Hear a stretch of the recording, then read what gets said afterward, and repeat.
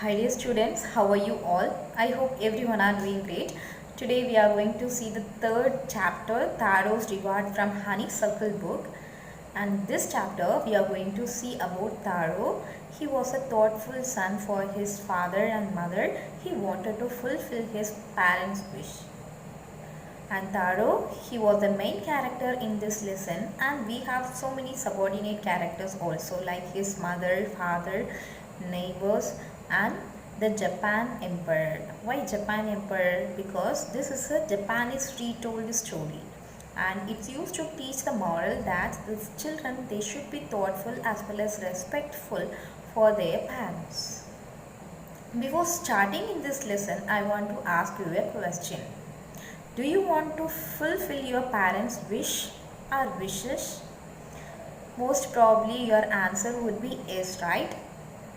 Yeah. Here Taro, he was a thoughtful son. He wanted to fulfill his parents' wish. And what was his parents' wish? That's also we are going to discuss in this lesson. Please everyone take your book and I'm going to read the first paragraph. Listen carefully.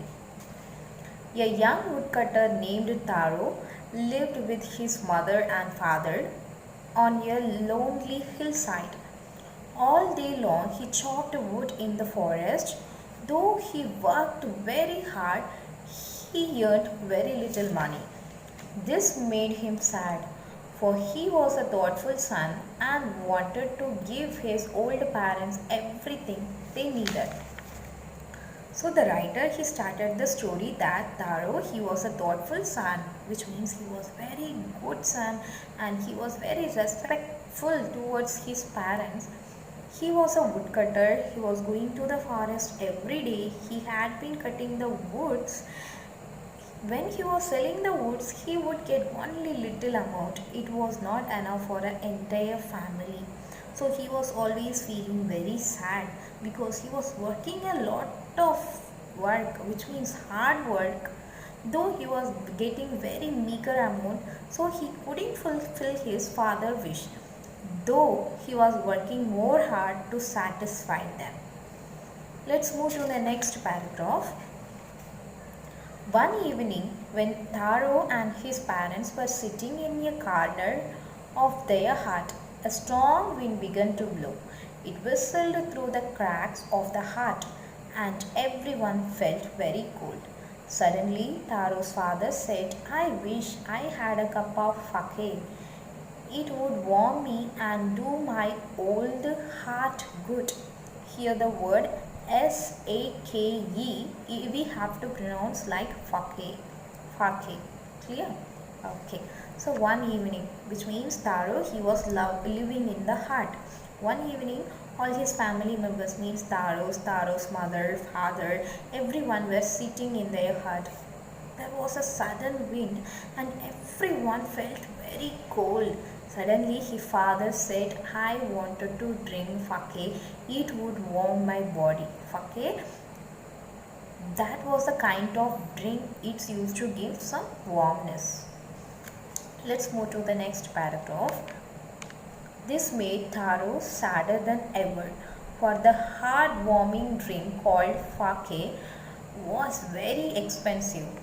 "How do I earn more money?" he asked himself.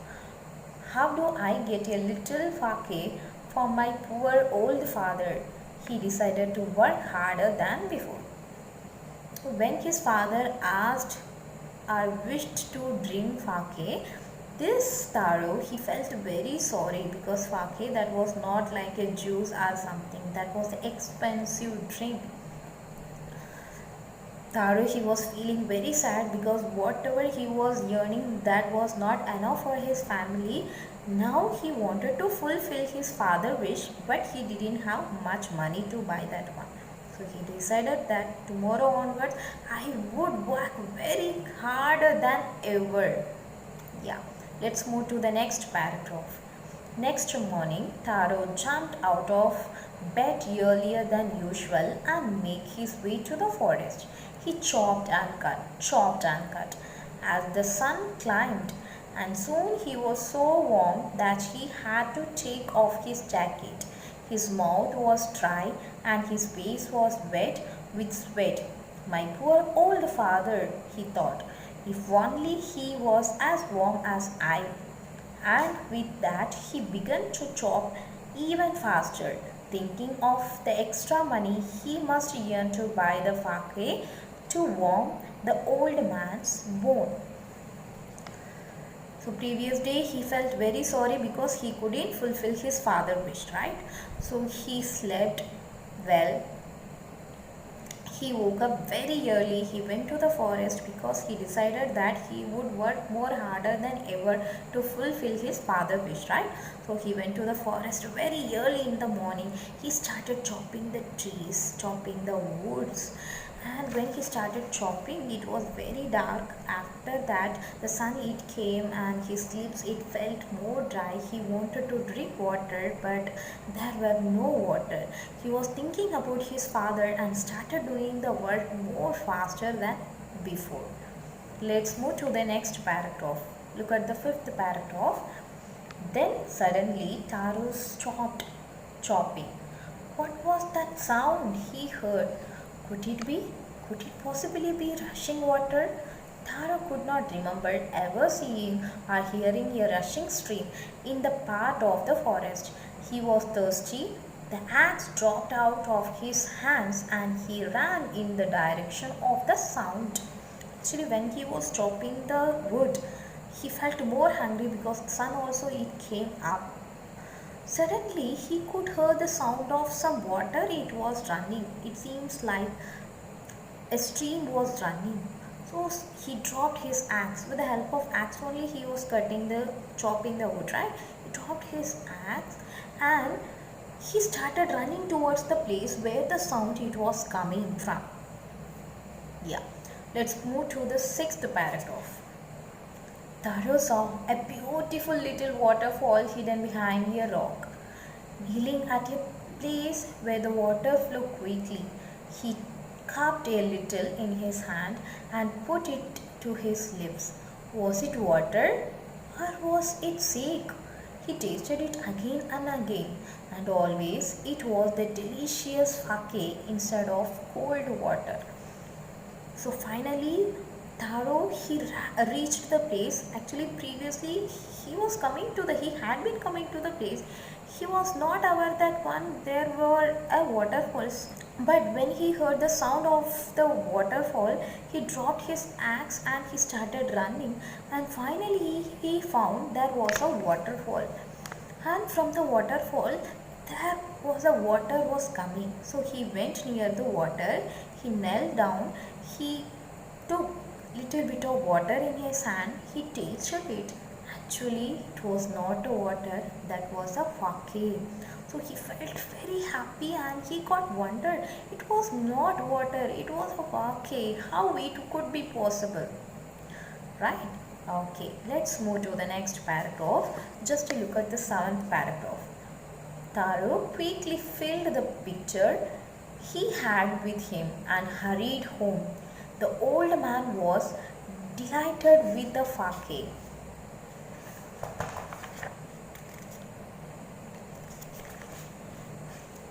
After only one swallow of liquid, he stopped shivering and did a little dance in the middle of the floor. Here Taro, he filled it in his water bottle and he went to his home and he gave it to his father. His father felt more happy. He drank that fakeh. After that he started dancing in his hut. That much warmness he felt when he drank that fakeh. Clear? Okay. Let's move to the 8th paragraph of this lesson. That afternoon, a neighbor stopped by for a visit. Taro's father politely offered her a cup of fakeh. The lady drank it greedily and thanked the old man. Then Taro told her the story of the magic waterfall. Thanking them for the delicious drink, she left in a hurry. By nightfall, she had spread the story throughout the whole village. Taro came to his home. He gave the fake to his father. His father drank. He felt very happy. He started dancing. Then a neighbor, a lady, she came to Taro's home, and she was discussing about something. While Taro's father, he gave a cup of fake to her. She drank it. She felt delicious. Now Taro, he started telling the story of the magic waterfall. Previously the waterfall, it was not there on the particular place, right? So now he started telling about the magic waterfall, how he found, and this from the waterfall only he got this fake, everything he started explaining. So the lady, she said thank you for the fake, and she hurriedly went away from Taro's house, and she spread the news all over the village, entire hillside village. Yeah, let's move to the next paragraph. That evening, there was a long procession of visitors to the woodcutter's house. Each man heard the story of the waterfall and took a sip of the shade. In less an hour, the pitcher was empty. So she went to the villages and she told all the villagers. So all the villagers, they started coming to Taro's house one by one, and they were asking the story of waterfall as well as the fake. So Taro, he started giving the fake to everyone, little bit, little bit, little bit. Within an hour, it had completed. Let's move to the 10th paragraph of this lesson. Next morning, Taro started for working even earlier than the morning before. He carried with him the large pitcher. Pitcher means a vessel. He won't, for he intended first of all to go to the waterfall. When he reached it, he found to his great surprise all his neighbors there. They were carrying pitchers, jars, buckets, anything they could find to hold the magic fake. Then one villager knelt and held his mouth under the waterfall to drink. He drank again and again, and then shouted angrily, "Water! Nothing but water!" Other also tried, but there was no fake, only cold water. Here Taro, he decided to go to the forest very early compared than yesterday. Compared than the before day, he took a large pitcher, large pot, and he went to the forest. And he was planning that first he should go to the waterfall. He had to fill the pitcher, then he would return for working. So he went to the waterfall. Near the waterfall, for his surprise, he could see all of the villagers, Taro's villagers, were standing near the waterfall. One of the villagers, he knelt down, he took the water and he tasted. It was not fake, it was normal ice water. So he tasted it again and again. It was a normal water only, normal ice water. He started shouting, how the Taro, he cheated us, how could be possible? He cheated us, like everyone was scolding, because that was not a fake, that was a ice water for them. Let's move to the 11th paragraph. We have been tricked, shouted the villagers. Where is Taro? Let us drown him in this waterfall. But Taro had been wise enough to sleep behind a rock. When he saw how things were going, he was now here to be found. Taro, he didn't go to the villagers. There was a big rock. He hid himself behind the rock and he was watching everything very clearly. All the villagers, they were tasting and they were shouting. They were thinking that Taro, he planned and tricked them. They were telling that Taro would have come here. We would drown him inside the water. They were shouted like anything. So from distance, Taro, he was watching everything. Clear? Okay, let's move to the 12th paragraph of this lesson. Muttering their anger and disappointment, the villagers left the place one by one. Taro came out from his hiding place. Was it true? He wondered. Was the fake a dream? One more, he caught the little liquid in his hand and put it to his lips. It was the same fine fake. To the thoughtful son, the magic waterfall gave the delicious fake. To everyone else, it gave only cold water. So all the villagers, they were shouting, shouting, shouting at him or about him. Then they started moving from the place. Taro, he came out from his hidden place and he went near the waterfall. He got wonder. Yesterday I drank the fake from the same waterfall. How it could be? He went near the waterfall, he took the water and he started taking it. That was a fake only.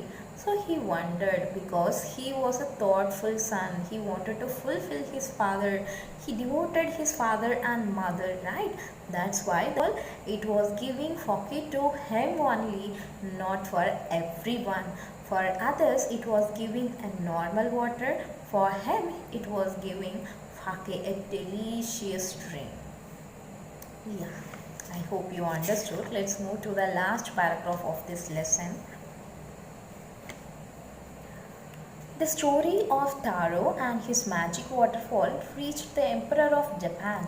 He sent for the young woodcutter and rewarded him with 20 pieces of gold for having been so good and kind. Then he named the most beautiful fountain in the city after Taro. This said the emperor was to encourage all the children to be honored and obey their parents. Yeah. So this story, it reached to the emperor, Japan's emperor. It reached and the emperor called Taro and he rewarded him 20 pieces, as well as he found a beautiful fountain in his place and named as Taro. So these are the things where encouraging all the children should obey their parents and should be honored as well as thoughtful towards their parents. This is the end of this story. Did you understand the story? Yes. Yeah. So we have ended the story. This is a happy ending and we know this is a Japanese retold story. Working with the text, we could find 5 questions. And look at the first question. Why did Taro run in the direction of the stream? The answer you could find from the 5th paragraph of this lesson. And how did Taro's father show his happiness after drinking fake? The answer you could find from 7th paragraph. So better have to read the questions one by one and have to find the answer which they have marked the paragraph. Thank you so much.